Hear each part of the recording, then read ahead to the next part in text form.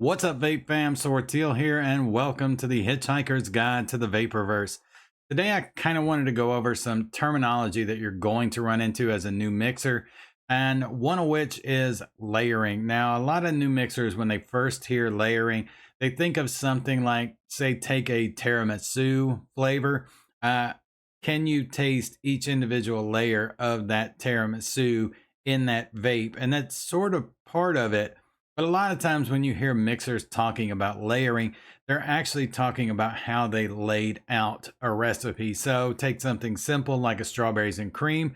Usually you're going to use multiple creams to get that cream flavor exactly how you want it. So each of those creams together, along with their percentages, that is layering. How did you lay out those creams, not only in the ones that you picked, but also the percentages you picked to get them to create the cream layer that you really want? Also, same thing with strawberries in a similar type of recipe. If you use multiple strawberries to get the exact strawberry flavor that you want, that is also layering. So you can kind of think of it more how someone lays out a recipe to get the exact flavor that they're wanting. Kind of brings up another point with that. In that strawberries and cream recipe, your creams is going to be your base. Now you'll hear base a lot. And with that, what they're really talking about is kind of the thing that you're going to taste throughout the vape of it. But it's also kind of the anchor, the foundation of a recipe. So in a strawberries and cream, the strawberry portion is really bright, right? But the base is going to be your creams because it's what really brings everything together. It's going to be the thing that kind of makes the vape, as far as, is it going to be smooth? Is it going to be a little throaty? Is it going to just kind of make the whole vape flow in one type of way? That is your base. It really kind of sets the tone for the entire recipe. Now, strawberries in that kind of strawberries and cream mix is going to be more kind of your bright portion of it. You'll hear that a lot, bright, which is pretty self-explanatory, but you also hear things like finish, how it finishes.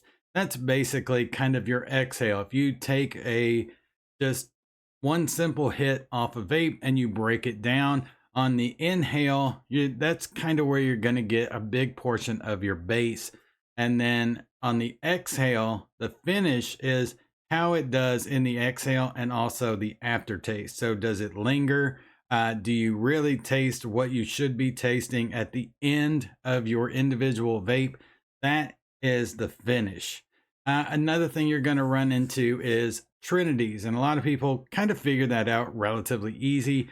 Trinity is just three flavors that are combined together to make one particular flavor. So there's a strawberry Trinity, there's a cheesecake Trinity, there's a blueberry Trinity, things like that, where they use three different flavors to kind of get that flavor perfect.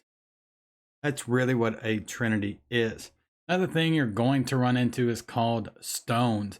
Now, stones and bases kind of get used interchangeably, but it's a little more complicated than that.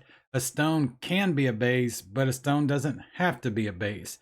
So if you have, say, a couple of ice cream flavors and maybe a cream flavor that you always mix together to make that perfect ice cream that you really like, that is a stone and a base all at the same time, because it's something you can build upon, but it clearly sets the tone for the recipe, being that it's an ice cream recipe. So in that case, it's a base, but it's a stone because it's all the flavors you use to make one particular type of flavor in your recipe. Or maybe you have a couple of strawberries that you use to make the perfect strawberry for you. That's a stone, but not necessarily a base. So just think of stones as combinations of flavors to make one type of flavor for a recipe. Another couple of terms that you're going to run into is body and mouth feel. Basically, body is, does it feel like when you're vaping that it really fills up kind of your mouth or your palate? Does your palate just kind of get saturated in everything that's going on in that recipe? Mouthfeel is, does it almost feel like it leaves the feel in your mouth that eating that actual food would? So if you're doing a cream, a lot of people use vanilla swirl from TFA to get body and mouthfeel. Basically, what that means is it's going to feel full in your mouth once you kind of taste everything. And then the overall mouthfeel is it's actually going to feel like you just ate a dollop of cream. Another thing with body and mouthfeel is something like Flavor Arts cookie or Cereal 27. Is there something in that recipe that really makes it taste a particular way? So with Cereal 27, you actually get crunchiness out of it. That is kind of a mouth feel. Does a particular flavor or grouping of flavors make the recipe actually feel like it's something that shouldn't be able to come across in a vape? So with Cereal 27, makes it come across as crunchy. With Flavora Cookie, it makes it actually kind of have the consistency of a baked cookie. That's kind of what body and mouthfeel are.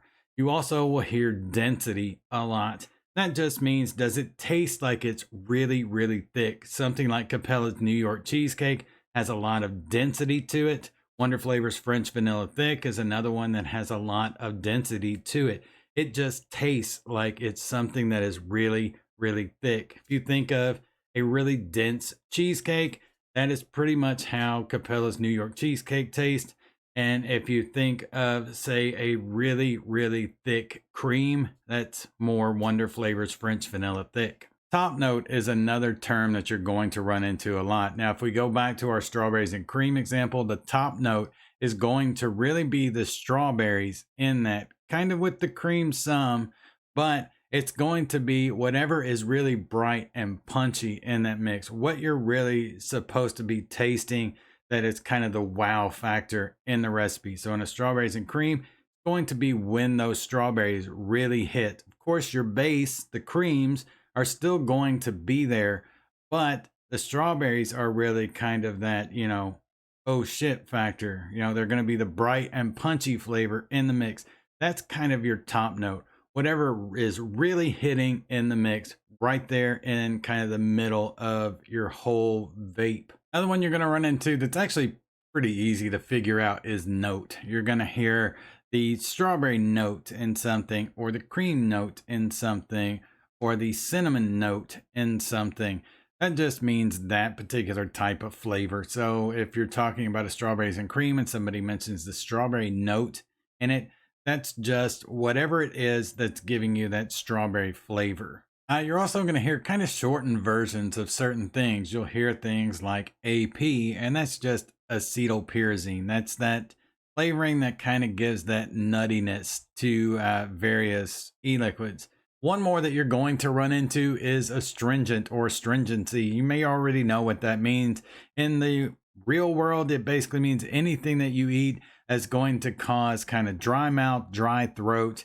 Any type of fruit that has a really high tannin count is going to be astringent. It's basically going to contract the tissue and muscles in your throat and in your mouth and give you that kind of dry mouth, dry throat feeling. In the DIY world, sometimes it gets used hand in hand with harshness, and that can be a little misleading because there are flavors out there that are astringent, but not necessarily harsh. So whenever you hear that, just kind of take it with a grain of salt. Most people are pretty good about telling you if it's astringent, but not necessarily harsh. But a lot of times it does get used hand in hand to mean both. DAP and DAP free is something that you're going to hear a lot in the mixing world.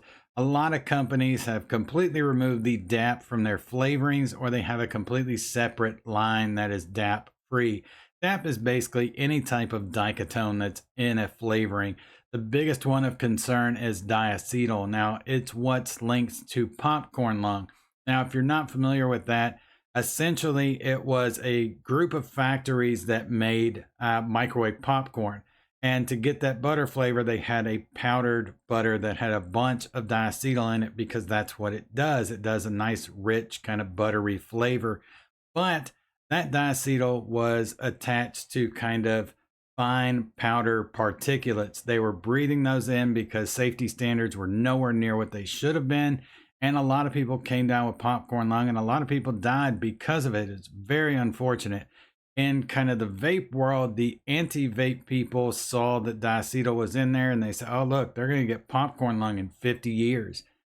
And so a lot of flavoring companies just took it out. We kind of did what we always do and just bow down to public pressure instead of demanding evidence. But that's a whole other argument that I'm not going to get into today, but eventually we're going to get into it. But like I said, a lot of flavoring companies just took it out completely. And then the other ones made separate lines, such as TFA. Now, TFA has their DX line, but you're going to hear a lot of kind of love hate about the TFA DX line because a lot of companies that took the diacetyl out of their flavorings replaced it with a substance called butyric acid, which can give kind of that rich creaminess, but a lot of people are extremely sensitive to it and it comes across as kind of baby vomit, like baby formula spit up basically. Luckily, I'm not too terribly sensitive to it, but at higher percentages, I will have some kind of baby vomit ish come through. So if you think that you're a little sensitive to butyric acid, or you know you are, you may want to avoid the TFA DX line. Although I will say DX Bavarian cream and DX peanut butter do not have butyric acid in them, and both are extremely good. That's really just some of the terms that you're going to run into when getting into DIY. There are just a ton of other ones as well, but these are kind of the ones that you hear over and over and over again that a new mixer might not be 100% sure exactly what they are. So I hope this was able to kind of help you figure out certain things such as base, finish, top note, things like that. All right, guys, vape on, and I will catch you all in the next one.